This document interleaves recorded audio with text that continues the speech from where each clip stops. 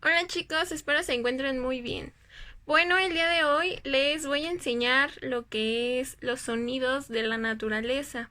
Vamos a aprender a escuchar qué sonido refiere a cada paisaje o cada ecosistema y ustedes tienen que adivinar cuál es, ¿de acuerdo? Yo voy a mostrarles el sonido y posteriormente ustedes van a identificar cuál.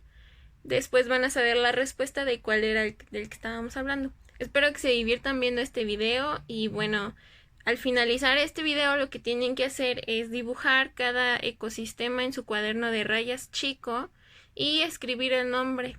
Y pues eso sería todo. Así que bueno, diviértanse escuchando este video. Te presento la selva, la playa, el desierto y el bosque.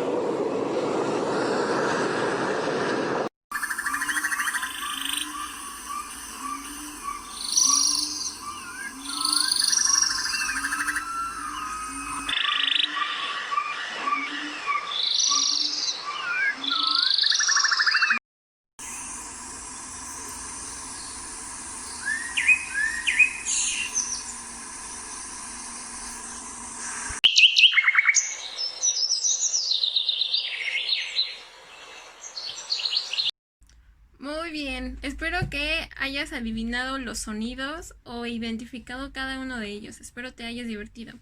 Y por último, te voy a poner un sonido ahorita y tú vas a adivinar cuál es. Espero que sea muy fácil para ti. Escucha muy bien.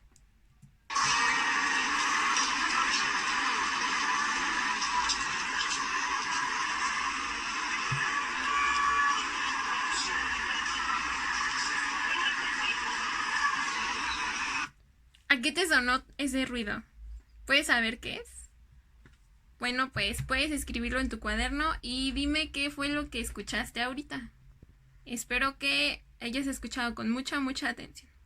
Bueno, te mando un súper abrazo, espero que te encuentres muy bien y pues espero que te pueda ver pronto. Adiós.